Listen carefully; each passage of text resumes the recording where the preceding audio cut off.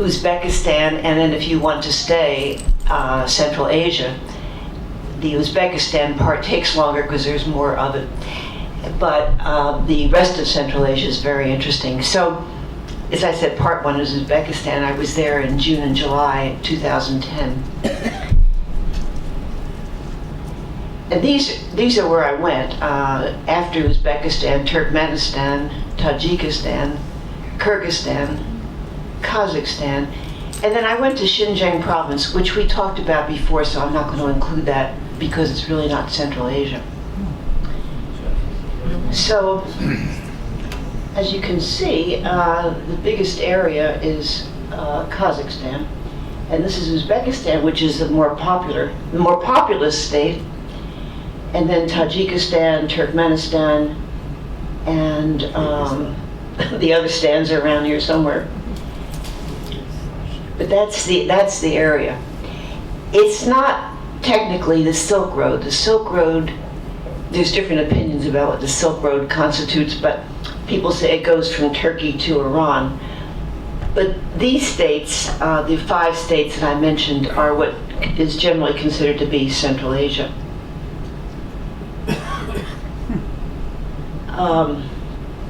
So all of these places were part of the USSR until 1991. And actually I went to Uzbekistan but when it was part of the USSR, for reasons I'll talk about later. And then coming back here, it was interesting, it hadn't changed that much. Well, it had changed a little bit. It's all predominantly Muslim, but because of the Soviet occupation, or whatever Soviet part of it, it's the Muslim part came back, and so I would consider it Muslim light. You don't hear the call to prayer. Women are not covered. There are mosques, but there are also churches, so it's not what you would find in the Middle East.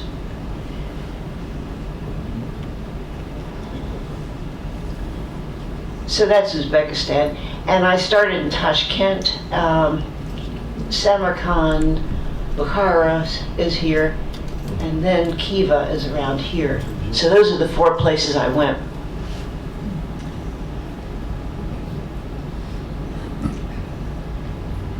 That's the flyer that was up. So there's Nancy. I just gave you credit for Borodin. Good idea. So I made these arrangements on the internet, which I've done before. That is, sort of noodled around and found some travel agents in Uzbekistan, and then asked them if they would make arrangements for me to go to these different places that I wanted to go to. And hardly any of them answered, and when they did, it was very bad English, and they really didn't answer the question, except this one agency that I went with.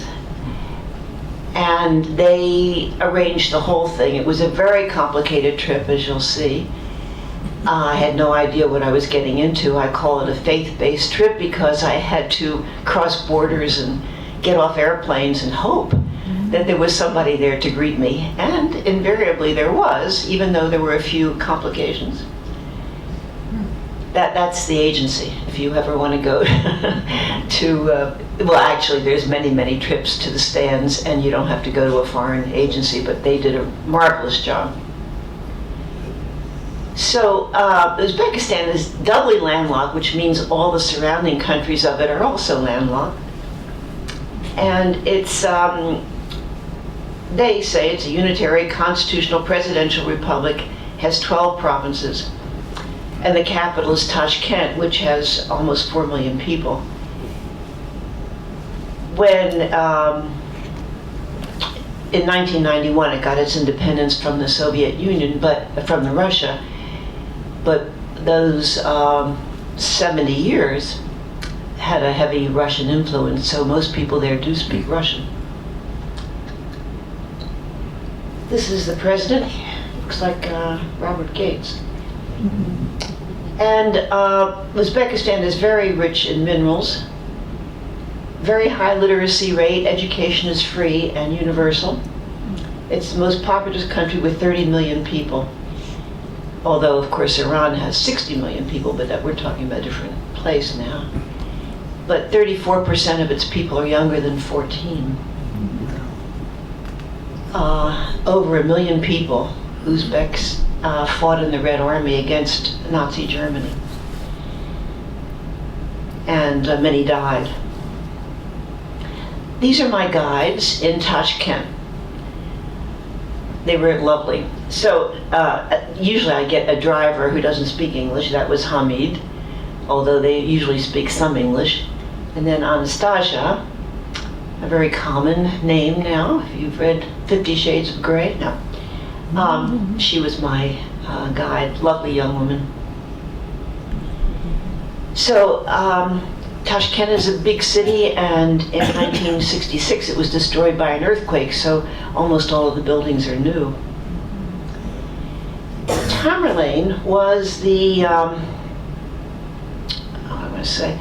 the brutal tyrant who captured most of this area at the cost of many lives, but he's considered a hero, and his statue is everywhere. There he is. There are a lot of police around, and especially in the metro. They have a beautiful metro, and I read in Lonely Planet, not if I went down there, to make sure to go down there, but also not to take any pictures. So I did go down there, I did take pictures, and 2 police officers came and insisted that I delete all the pictures I took. However, if you go to Google and you Google subway Tashkent, this is what it looks like. So I outsmarted them. But it is amazingly beautiful. And why they don't want pictures taken, I have no idea. I would think they would show it off. Isn't that amazing? I was taking pictures of particularly these, they're not murals, they're friezes, I guess. And that's when the lady police officer came in very nicely, told me to delete all the pictures as she watched. And then I told her I wanted to see these particular, because these were the history of the country, and she gave me an escorted tour, but still no pictures. Little did she know about Google. This is another Google picture of a meal, which we'll talk about the food later. So this is the skyline, and it is very beautiful, plenty of green space. I was in Tashkent twice on this trip, and the second time I went into the museum. It's a beautiful museum, and these soldiers apparently had a tour through the museum. They looked sort of bored. This is the first day I was there. A lot of this architecture, of course, we'll see more of in Samarkand, and it's very similar to architecture that you see in Iran.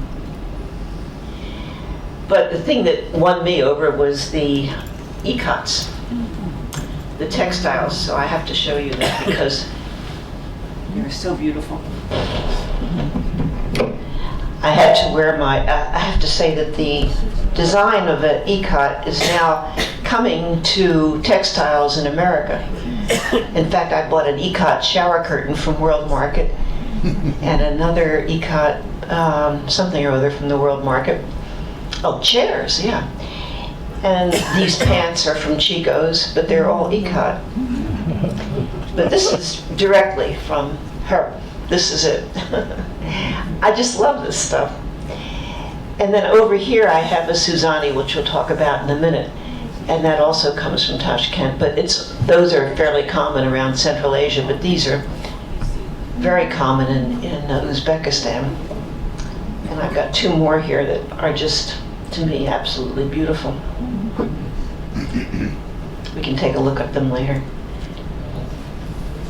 You can see in her shop, she had Suzanis back there.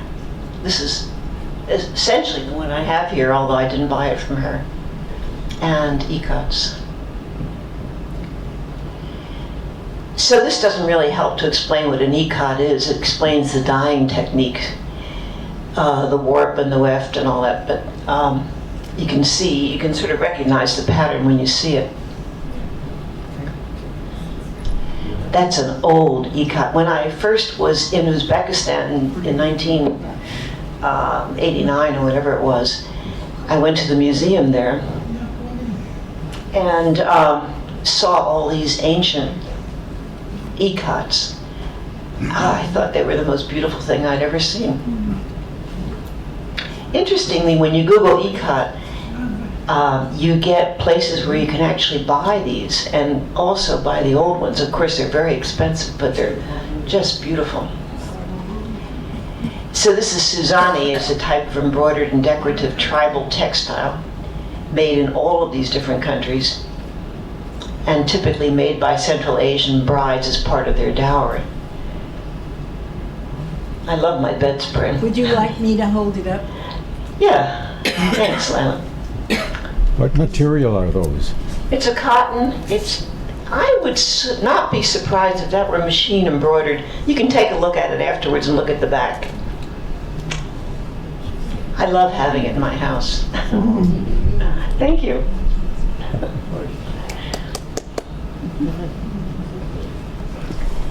I can't say that's all I saw in Central Asia, but it is the part that I love most, were these textiles.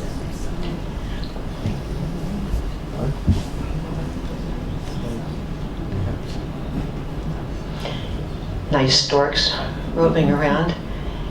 Lots of nice little shops with interesting things in them. I would say Uzbekistan is one of the 4 places in the world that has wonderful shopping, if you like this kind of stuff.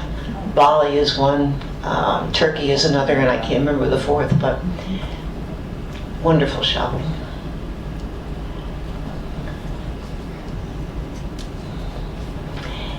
This Korsu Bazaar is a wonderful place.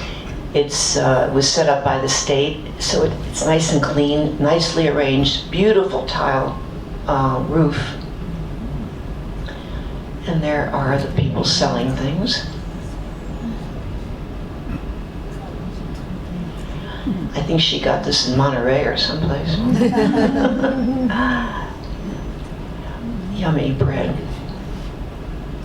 And this wonderful Museum of Applied Arts. Isn't that amazing? So they have lots of dolls and dishes and marvelous paintings. I'm sorry I didn't get one of these. Sculpture and tile work. That was, by the way, the ceiling of the museum. And we happened to stumble across this group making music. Supposed to be some music coming out of there. That was a big treat. I love to go and hear music when I'm in a country, and especially in these Asian countries, Middle Eastern countries. And there weren't too many opportunities, so I did find a few.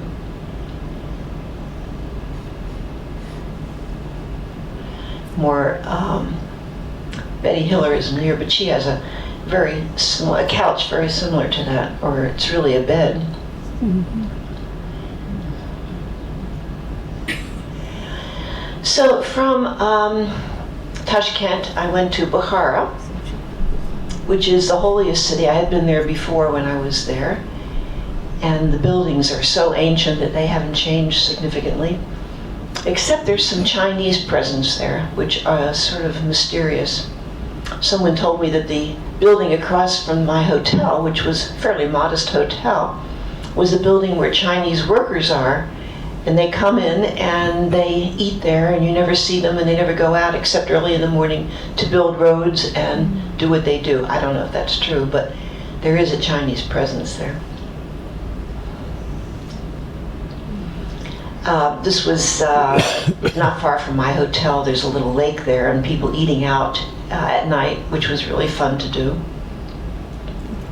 I had a guide maybe in Uzbekistan a couple of hours a day, and the rest of the time I was completely on my own. My hotel served breakfast, which was very nice. These ancient wooden, well, these are probably replaced now, but these ancient wooden columns are very beautiful and amazing. And they appear in other slides that I've shown, like in Xinjiang province. There I am, the Queen of War. and my harem. As it happens, we stumbled into this palace, or a madrasa, whatever it was, and they were shooting a historical film there. So these guys were there dressed, that's not how Uzbeks dress now, but they were there. They look pretty dumb, don't they? A scissor shop. A chess shop. So, the reason I went to Uzbekistan in the 1980s was because I had been to Moscow and St. Petersburg then, and I went to see the Bolshoi Ballet in Moscow. And as it happened, they were in New York. But instead, we saw the Uzbek Ballet. And I just found that absolutely fascinating. The costumes that they had, the way the women looked, their long hair, their dances, and everything were so interesting and exotic that I decided I had to go to Uzbekistan. So that was the first time. And then here they are dancing for the tourists. It's a beautiful thing to watch. The long braid is what struck me the first time. I think it's all fake, but that's characteristic of Uzbek dancers. He's singing.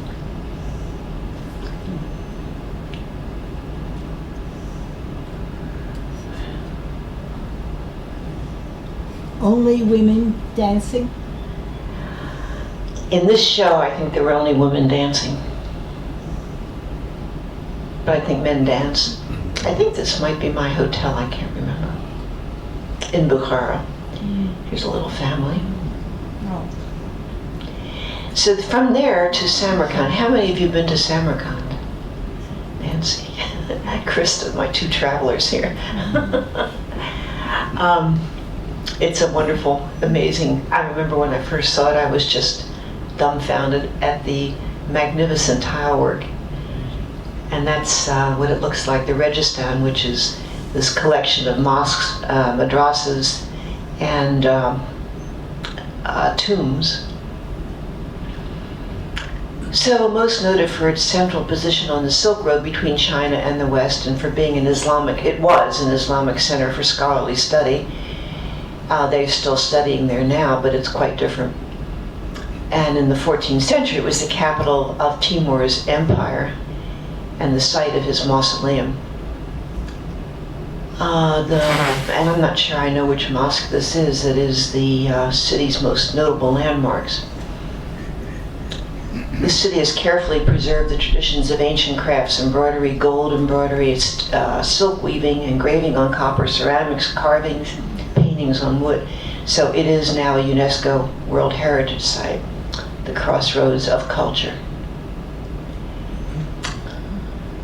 It's magnificent. I do like to visit Islamic countries because I love the Islamic art, and particularly the tile work. So I think we know that already. Let's see. So these are some of the buildings, and you can see some of the color. It's not such a great replica, but that's a mausoleum.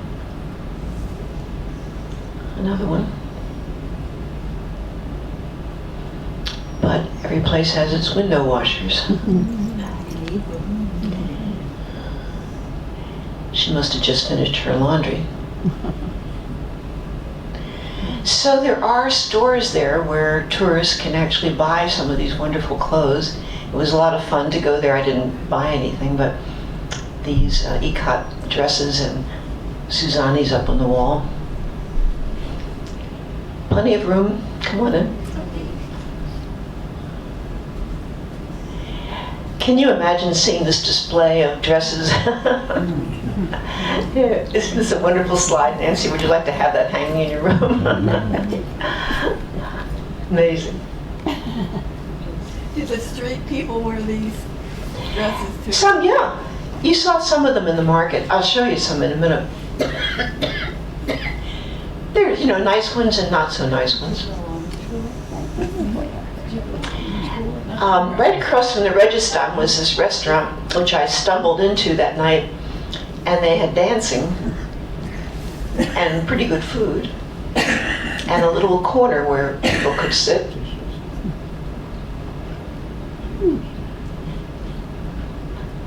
Very nice dancing. Again, all women. Well, here's some sort of grumpy Uzbek women. I wouldn't say they were wearing ikats. There's a lot of cheap Chinese material too in the marketplace. There's 4 women again. And 5 men. Yum. Bagels? I think it's the origin of the bagel, yes. And at one time there were a lot of Jews in Central Asia. I don't think he was exactly the last Jew in Samarkand, but he stays there even though he could go to Israel, where everybody else has gone, to preserve the old synagogue there. I think there are a few more Jews, but the synagogue is essentially not used anymore. But you can see the scriptures are covered with Susanis.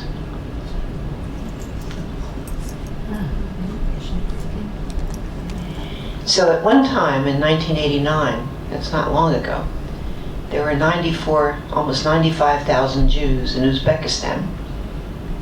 But since the dissolution of the Soviet Union, and I'm not sure what is cause and effect there, most Central Asian Jews left the region for the United States, Germany, or Israel.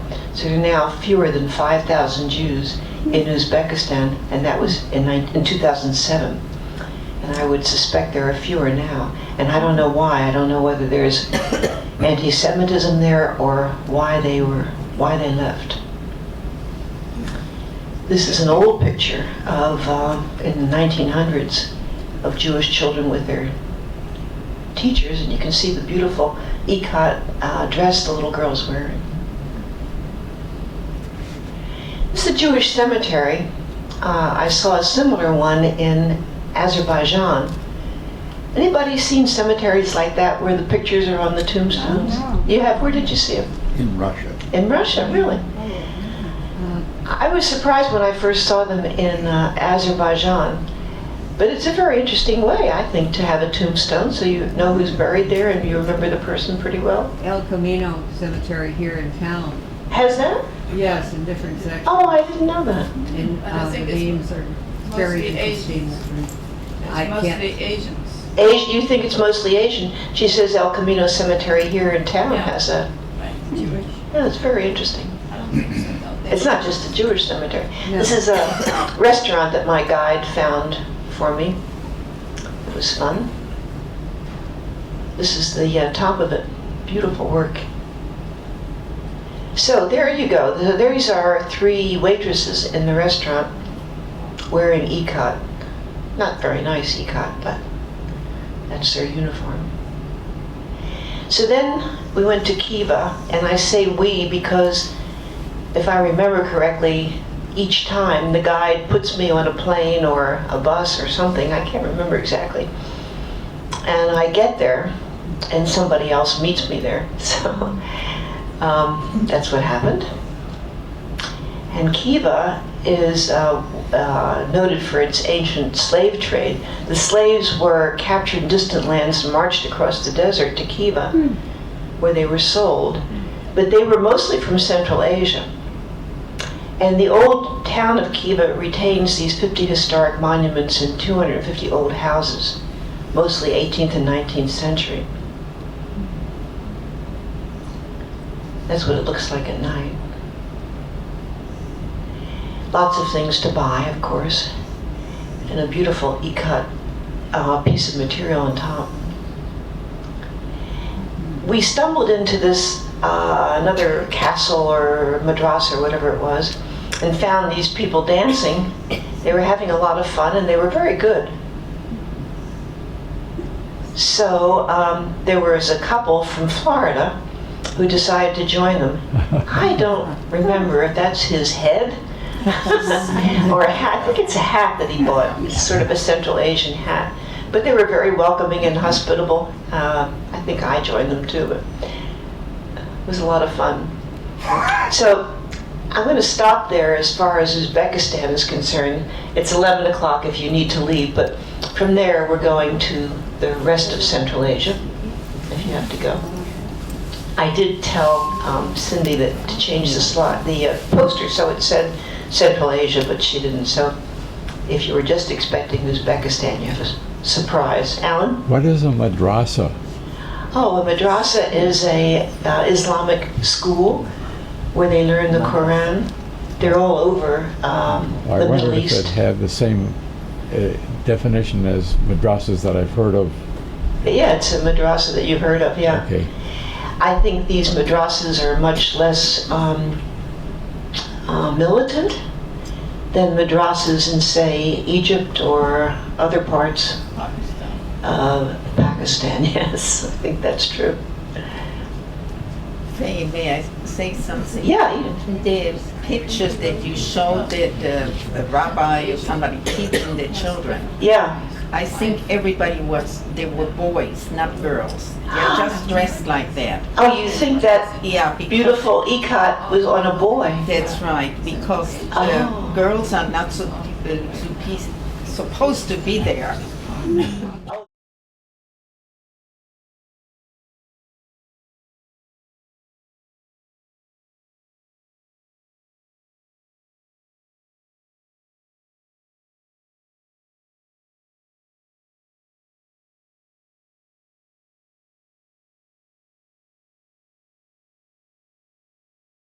To Kazakhstan, I'm not sure that was the next stop, but anyway, that's what the Tian Shan mountain range looks like.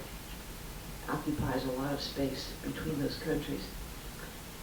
I don't think Kazakhstan was the next stop, but for some reason I have it next. And Kazakhstan is a huge place with 15 million people, but I only went to Almaty, which used to be called Alma-Ati, and it used to be the old capital of Kazakhstan. So they speak Kazakh there, and of course Russia. They're very close to Russia, and it's a very European kind of country, especially Almaty.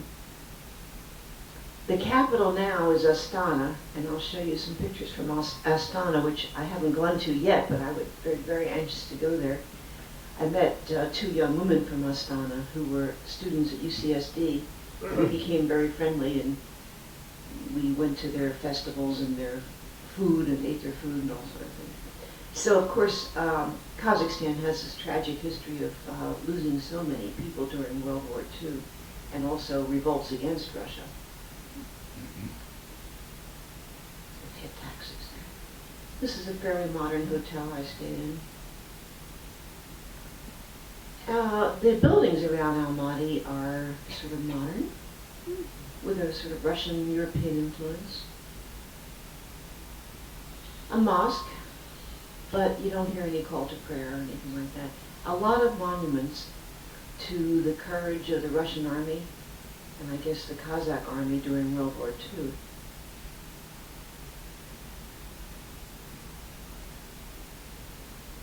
A lot of wooden churches, this is one of them.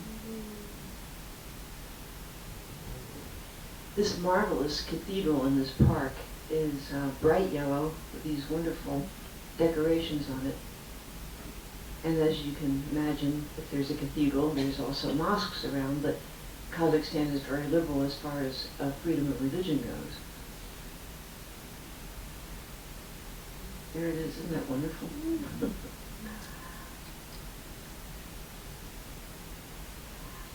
This is my guide. In the upper left, he was a physicist or something, but became a guy, I'm not sure why. And the woman on the right, I just showed her because she's pretty, she could be in Balboa Park. And there's a nice little carriage tour around the park. And then these young women look like they're going to a wedding or something, and there's a stretched limo there for them. So we're not talking primitive here. This is what the taxi driver had instead of St. Francis or somebody. This was dangling in his windshield. The almighty dollar. Another church. I found this lady trying to get some seclusion in this beautiful garden. She didn't like having a picture taken. So, sorry to, I thought I had pictures of Almaty here, but I don't. Of Astana. But if you're interested in Astana, which I certainly am, because somebody gave me a whole issue of National Geographic when I got back, devoted to Astana, and it is quite remarkable. But from there I went to Kyrgyzstan, and Kyrgyzstan is a beautiful country, very green, very mountainous, lots of rivers, pretty stable, but they're having problems with Islamic militants in the south, in Fergana Valley, which could be a problem. I think it's important to keep your eye on Central Asia. I think it's a very strategic location. I think there will eventually be a lot of turmoil. Right now, as I said, it's Muslim light, but there is stirrings of more militant Islamic people there. It's the only Central Asian country which is a member of the World Trade Organization. 94% of it is mountains. Bishkek is the capital, the population of almost 1 million. And then we went to these lakes, and Karakol is in the mountains. So they, of course, got their independence, too, in 1991. Non-sectarian Islam. I'm not sure what that is, but that's how it's characterized. And Russian Orthodox. It's also landlocked. And it has been a unitary parliamentary republic, but it has ethnic conflicts, revolts, problems, transitional governments, political party conflicts. I didn't mention somehow that Uzbekistan considers itself a very free country with freedom of religion and everything else, but other people who look at it, like Amnesty International, say that there are political prisoners rotting in jail, that the government is really tyrannical, and that there's really no freedom of speech or religion. I don't know.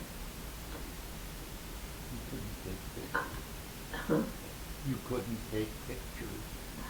Well, just in the subway I couldn't take pictures, otherwise I could take pictures. So this is in case you don't want to spell Kyrgyzstan.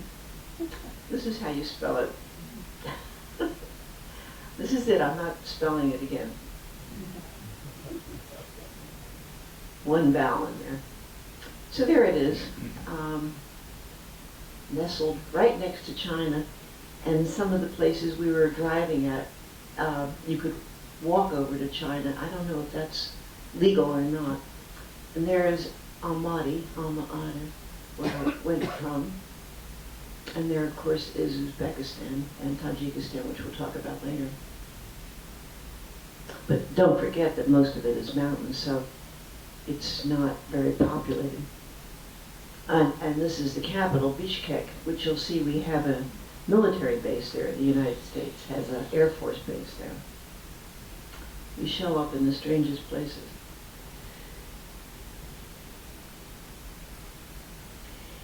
They have a wonderful museum with, again, marvelous textiles. You know, I showed pictures from Saudi Arabia here once, and there's no textiles, there's no color, there's no art, there's no nothing. So when you come to a place like Central Asia with all this wonderful beauty and crafts and arts and music, it's really such a pleasure. So this is some of the old paintings and the textiles. I guess that would be called an ikat. And it's a very, very nice museum. There's also sort of an old Soviet museum, and there's a painting there that's very anti-American. No more Hiroshimas.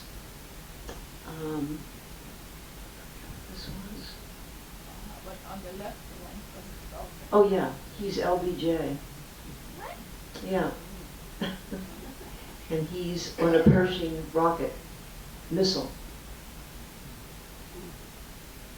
And these are, I guess, it's not anti-Soviet, it's anti-American.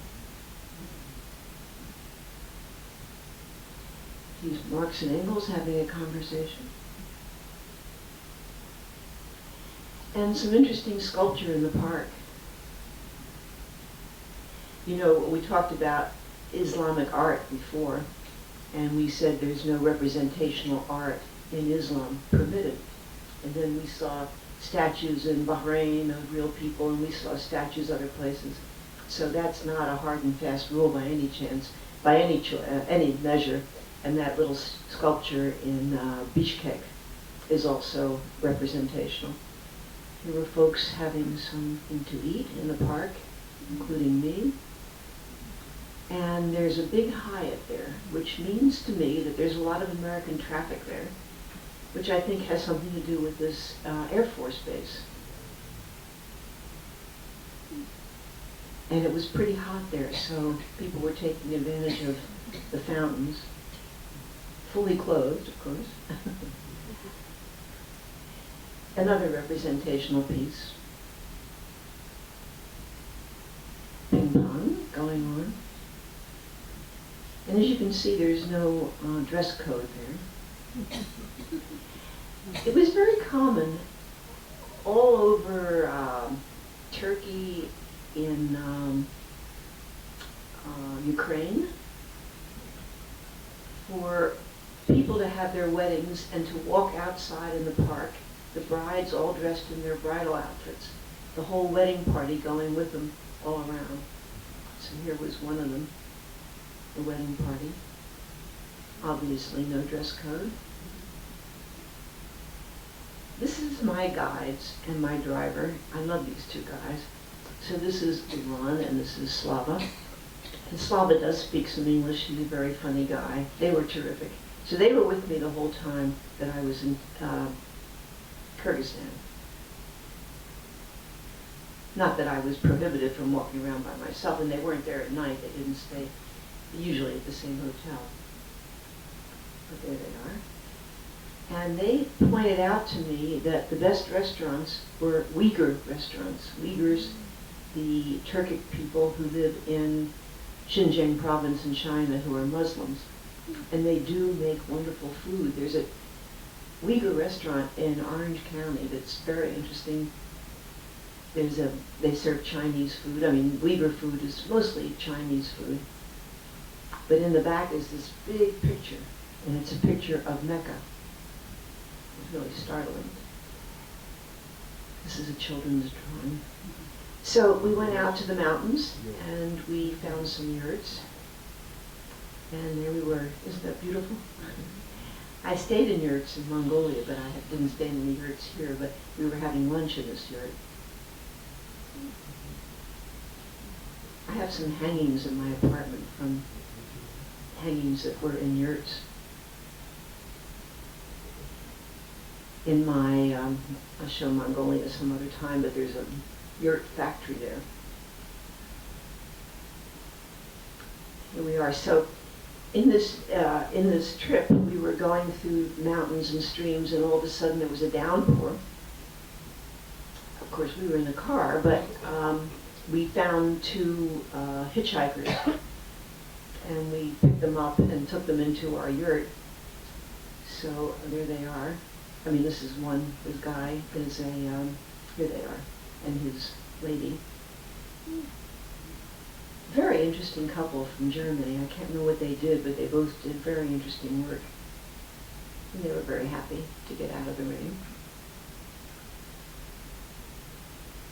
This pattern is very typical. It's on their hats. Their hats look like the top of the yurt. This is some of the mountains. It's really beautiful there. I forgot what that was.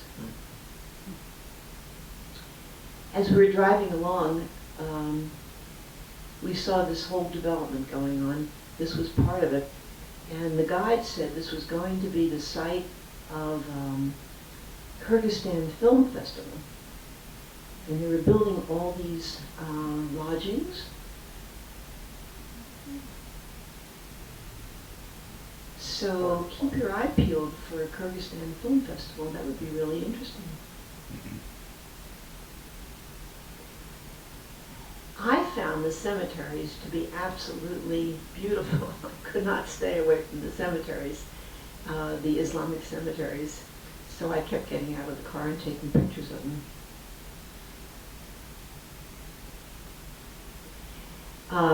One Sunday, I'll show you in a minute, we went to this animal market, and then we passed this Chinese mosque. It's not unusual to have Chinese mosques. Of course, when you go to Xinjiang province, you see a lot of them. Actually, not just the Uyghurs, but there are other Muslim Chinese who live in Xinjiang. So this was the animal market. Ulan said, do I want to go to an animal market on Sunday? And the answer was sure. So if you're a vegetarian, you might not like it too much because most of these animals were for eating, but some were for working.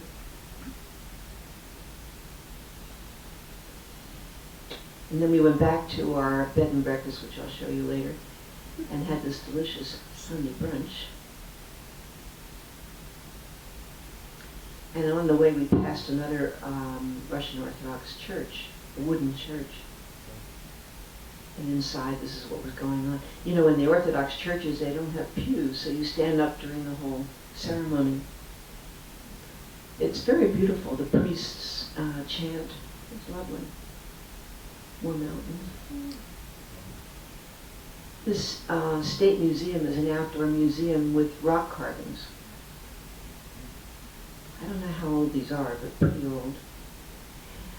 And in contrast, I should put this slide somewhere else. I was wandering around Bishkek one night, stopped in this grocery store and noted that there seemed to be 2,000 brands of vodka. I think that's another inheritance of the Soviet occupation, or whatever it was. I guess you don't call it an occupation. These were only olive oils. That's, I think these are out of order. That was part of that Isikol outdoor museum.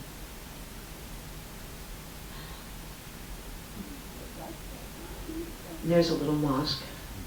Beautiful wildflowers going in there. There's our B&B where we stayed one night or 2 nights, I can't remember, up in the mountains in this little town. There it is. I noticed when I was in Siberia a long time ago, around Irkutsk, that they had these wonderful window treatments there in these old wooden houses. I think they're all disappeared by now because Russia tore them down. But you see them around here too. It was a beautiful time growing, everything was growing and blooming. But this is some of the window treatments I thought were so interesting. In very modest houses.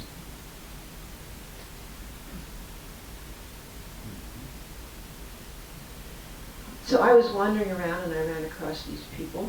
You can see he has one of these hats that looks like a yurt. Kids were very friendly. Here's Payne that was in the bed and breakfast.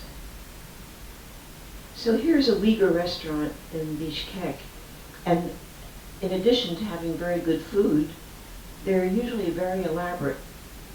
This one was beautiful. You can see all the woodwork in the background and on the ceiling. This is, I think, a woman becoming president of Kyrgyzstan. Whether she was the first president or not, no. She was Kyrgyzstan's 3rd president, but I think she was the first woman. They're way ahead of us, folks. And there's a picture of a woman on the currency. Now, whether it's her picture or not, I'm not sure, but this is some famous woman. Of course, in Central Asia, I noticed this before, that they don't just honor politicians and military people. You know, it's not just Grant on the currency or some general, but it's also artists, singers, authors, so maybe that's what she is, I don't know. This is in Bishkek. They were having a military ceremony as I was wandering around there one day. And these are more Russian sculptures that you see in the background. This is an art museum. This is, if you get to Bishkek, right outside of the big department store there is this amazing ice cream thing. Wonderful flavor, and then with all these seeds on top, and then they make a hole in them and pour syrup in it. And it only cost about 10 cents. And of course, right there I saw more American soldiers and Air Force people than I had seen in my life, all eating this ice cream. And to show you how not behind they are, this is a woman who was helping me buy something with French nails. This is sort of a pseudo-yurt at the airport. And this is the Air Force Base, our taxpayer money. This is a piece of art I found somewhere. And I think we're leaving here. No. Well, this is streams in the mountains. This is sorry, back into the mountains. And the yurt again. Okay. Oh, all along the highways we saw these bus stops. And they were very artistic, and each one was different. And the guide said that these were, the Soviets constructed these. And they're still there. They're not maintained very much. But the Soviets did contribute to the arts. Of course, their version of it, but still. Sorry, I thought we were leaving, but we're not. Okay, so another construction there. I don't think it's a cemetery. Our little B&B, more mountains, and a lot of the houses had a decoration on it. This young girl, I was wandering around, I wandered over to talk to these sheep, and then the three of these came out. I think this is the older sister. Absolutely beautiful young woman. And I was reminded of the tomb that was unearthed in CentralAsia somewhere. A tomb that was about 1,000 years old, and when the archaeologists unearthed it, the mummy looked like Greta Garbo. Actually, that mummy was in the Bowers Museum a couple of years ago, and she does look like Greta Garbo. And apparently the archaeologists fell in love with her. This woman looks like Greta Garbo, except she's probably 12 years old. And there's Ulan with one of these hats that looks like a yurt. Okay, so there we are flying off to Turkmenistan, which is a really amazing place. And it was run by Turkmenbashi for many years, since its inception, since its freedom from Russia. And he had all these monuments and amazing architecture built. There it is. So Ashgabat is the capital, which we'll see in a minute. And there's Merv and Mary. These are historic places that are very ancient. And I think I crossed the border from Uzbekistan to Margush, walked across the border, and I couldn't find anybody there to greet me. There was nobody holding a sign with my name on it, and I didn't know quite what to do. So anyway, Turkmenistan has 5 million people, and there are these ancient cities. And I think I walked to Urgench. Different languages, and you must have a guide to get in. It's a very secretive place. They had a big earthquake in 1948, which killed 110,000 people in Ashgabat. Can you imagine? That's why it's a brand new city. Did I take a plane there? No, I can't remember. Took a plane to the next stop, and these are what the women were wearing. So, I'm crossing the border with my luggage, looking for somebody to greet me. And there's a big boulder there, and these guys, young guys, are carrying on there and talking to each other. And I looked up, and one of the guys looked down, and he yelled out to me, and he said, "You're a day late." And I didn't want to be talked to like that, so I scooted on past him. And he said, "Are you Girsh?" And he was my guide, and there he is. Not her, she would have been nice, him. But I just had a day there, half a day actually. So he took me around, took me to this old, where we went, mosque or something. But he was constantly on the cell phone. There he is. So I said, you're supposed to be showing me around, but you're on your cell phone all the time. He said, well, I'm talking to my mother. And what do you have to talk to your mother about? Well, I want to know what we're going to have for lunch, for dinner. It was so strange. He was such a strange. And look at his outfit. This is why I really didn't think he was an official guide. He's wearing this weird flowered pants and plaid shirt or whatever it was. What did you do when there was no guide until you got off the plane? Well, I know I walked across the board. I think the plane was, I walked across. But then I found him. He was on this big boulder, and he said he'd been waiting a whole day. The schedule got changed or something. And then he came down, and he was my guide, and he took me to this thing.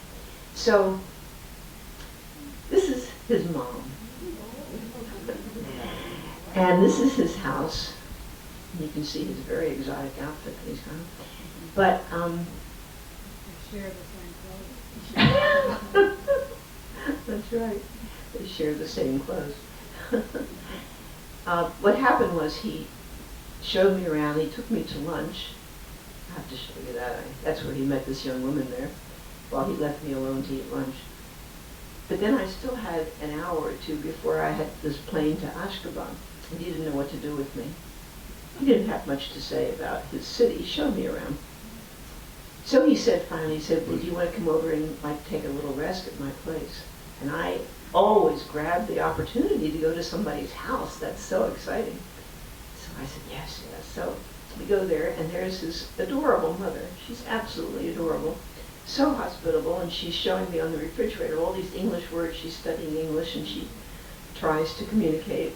And she shows me into the living room and shows me the couch and indicates that I can make myself comfortable there. So there's the living room. Obviously not wired for modern electrical devices. Looks a little bit like my living room, no. And then here on the other side was a couch, which I took a little nap on. And it was pretty hot. You could see they had the fan here. So then this is wandering around there's a lot of interesting modern things even in his little city, but there's also these old carts and the old way of life. This is in his little city, this city hall or someplace. Is it mountainous there too? Huh? Mountainous? I didn't hear you. A lot of mountains? Not in his little city, no. Well, No. No, I think Turkmenistan is pretty flat, actually. This is he took me into a mosque, the ceiling of it. This is some library or some municipal building in his little city. And even though Turkmenbashi died, I don't know how many years ago, say about 4 years ago, the new ruler also likes his picture and everything. But isn't that amazing? I mean, this is a very small place. The president has the advice of the Council of Elders, so here he is meeting with them. This is from a picture that I found somewhere. This is the hotel I stayed at in Ashgabat. A nice, friendly, modern hotel. This is not the hotel, but these are some of the buildings at night. At night they're all lit up. It's absolutely beautiful. This is an old marketplace, actually. This is a museum of Turkmen arts. But they followed me all around. I don't know, they were very suspicious. This is my guide, and I had a driver too. And he found this lady who makes these delicious pastries. And we had lunch at this place where this lady is, and then This is from the museum.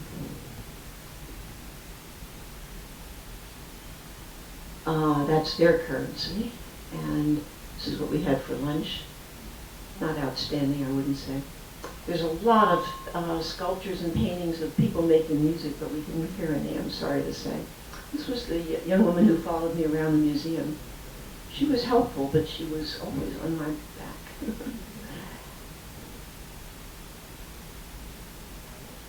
More buildings. No people, just buildings. This is a very famous old church. So this building we passed during the day. These are apartment houses apparently. And so I asked my guide, where do you suggest I eat at night? And he said, well, we can go back to this building, and up here there's a restaurant that revolves, and you might like that. So I went up there by myself, and he met me there a couple of hours later. And it was quite interesting. Food was pretty good. But it was a wonderful view of the whole city all lit up like this.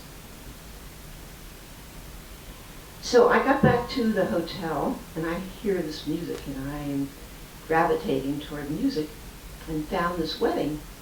So I stuck my head in the door, and these men beckoned to me to come in. So I came in, and I got introduced to the bride and her parents, and all this delicious food was on the table. Unfortunately, I'd just eaten, but I ate some of it. It was really good. They told me, eat, eat, eat. And then they had dancing, and I danced a little bit. It was really a wonderful event. More modern buildings. Who lives in these buildings? I really don't know. So here's a little grocery store. You can see they have Clairol there, hair dye, and all sorts of modern conveniences here. And we went in there to get something. The guy got something, and I was really surprised to see a place like this. Because you couldn't tell if people actually lived there, where they did their shopping. We went to one market, but there was no place that looked like a Vaughn's or a department store, anything, except this little place. And this was on the way out. Here was our guide and our driver, my driver. Nice folks. This was the market behind those buildings. Nice mosque. These are from the museum. Weaving the rug. And hats and jewelry. I'm wearing the only thing I could find to buy in Turkmenistan was this necklace and earrings that I found at my hotel. It was not like Uzbekistan where you could buy beautiful things every 2 minutes everywhere you walked. But they are beautiful. She was the clerk at this grocery store. But she looks like she's dressed as a Muslim woman, but she's the only one I saw dressed like that. This is an ancient grounds. I can't remember much of the history of it, but all these are real camels. They were wandering around. So I left Turkmenistan and walked across the border back to Uzbekistan. That was probably the low point of the whole trip. It was really hot out, maybe over 100. And in this border crossing, you can't see it here, but it's lined with huge trucks with their motors running, waiting to get across the border. Must have been 50 trucks. And I had to walk next to them and inhale all these fumes, carrying my luggage, hot. And it was really awful. So there was a Japanese woman walking next to me for part of the time. She had a parasol, and I had a bottle of water. So I shared my water, and she shared her parasol. But that didn't go very far because I was walking way slower than she was, so she moved on. I couldn't even see what the end of this was. I couldn't see where the immigration station was or anything. And I didn't think I would make it. I thought they would find my body there in a few weeks, and that would be the end of me. But I made it. And it was interesting because we're in Tajikistan. But when I finally reached one of the border posts, they saw me and they came out with water and gave me water. I was in horrible shape and I was crying. I was dehydrated. It was really awful. But then that still wasn't the place. I still had to walk another, 100 yards to another place. And they saw me coming and they brought out the water. And then that still wasn't where I had to go because I had to go further where the cars were parked where my guide was going to meet me. And he came out when he saw me, almost carried the body with the water, almost carried the body back to the car. So he had an air-conditioned car and water, and I rehydrated, and I lived happily ever after, but it was pretty rough. So I doing in Dushanbe. It's another long story how I got to Tajikistan, but I was supposed to spend a day across the border from Uzbekistan, spend a day in Tajikistan. A guide met me. There were other tourists there, and he took me to the place that we were supposed to see, a historic place, and took me to the market. And I went back and went across the border, but they wouldn't let me cross the border because I didn't have a two-way visa. And we went on like this for hours. And my other guide was waiting on the Uzbekistan side to take me to a plane to take me somewhere else. But they wouldn't let me cross. So they finally called Advantour, and Advantour made arrangements for this guy that took me there for half a day to come back and get me, and for people to drive me down to Dushanbe, the capital, which I was actually thrilled because I always wanted to see Dushanbe, and I didn't have a chance on this trip that we had arranged. So that's what happened. The other guy was almost twilight by this time. The other guy came, put me in a car with two kids, and they were to drive me. It was about 80 miles, I think, to Dushanbe. And it was very interesting, actually. It was a road with a river running alongside between mountains and some pasture land. And farmers were walking their cattle home at twilight. It was quite beautiful, actually. And they were listening to rock and roll the whole time.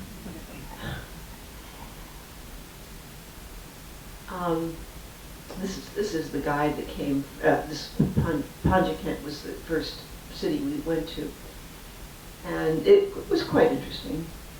But he was the one that arranged for me to go to Dushanbe. We went to a market. This is a market still in the other city. So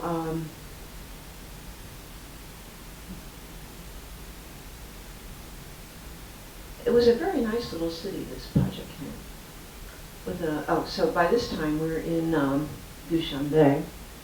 I wanted to show you this little picnic. So it was about 10 o'clock at night, and they stopped the car, laid out a blanket, pulled out a picnic from I don't know where, and we sat there and had fried chicken, which felt really good. And then we drove into to Dushanbe, and they had reserved a very nice old hotel for me to stay at. And the next morning I had a guide who took me to this museum. This is in different order here, but this is some of the scenery we saw coming back. The road went through mountains. It was quite an engineering feat, but they hadn't quite finished it. So there were holes in the mountains, and there was sort of a road there, but there was also a lot of water in these tunnels that they hadn't cleared out. So we drove through water, we drove over rocks. It was quite an exciting trip. This is a picture of another car coming toward us in this tunnel. This is our little picnic. Oh yeah, this is our little picnic that we stopped at 10 o'clock at night and had our fried chicken. But the next morning was this wonderful breakfast in this hotel. And then, she's not my guide, but this was one of the museums. Wait till you see my guide. Where is she? Somewhere.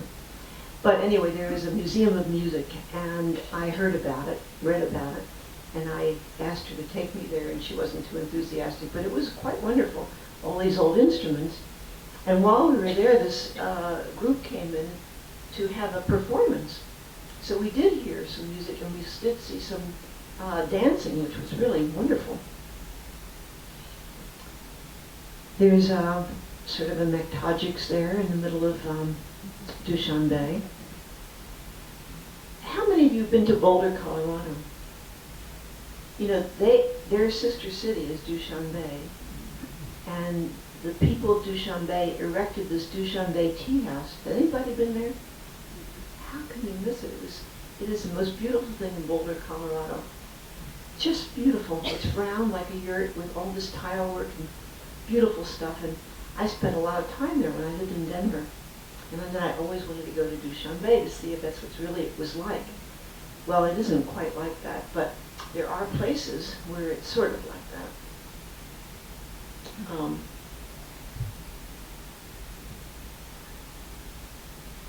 This is a combination of different things in Dushanbe. Oh, there she is. Okay. So this is my guide, a lovely young woman, excellent English. She was a student, but she and her mother were both on the Tajikistan Olympic chess team. And her father was a chess master, and he taught chess, but he had moved to Moscow. Many people in Central Asia go to Russia for work, and he had done that. And she and her mother were planning to meet him finally in Moscow. But she, when she wasn't being a guide, she was reading chess books. She was really amazing. And this is the Dushanbe Museum. Got decked out in one of these fancy outfits here.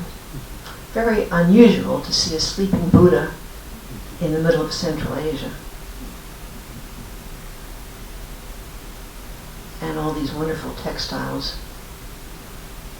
A variation of ikat here that is really beautiful. This ceiling and these structures here in this small place where we had lunch were the only things in Dushanbe that looked anything like the Dushanbe tea room in Boulder. But they were beautiful. Amazing paintings. This is Tamerlane with his cell phone, I guess, and one of his disciples. And thank you very much for being such a good audience.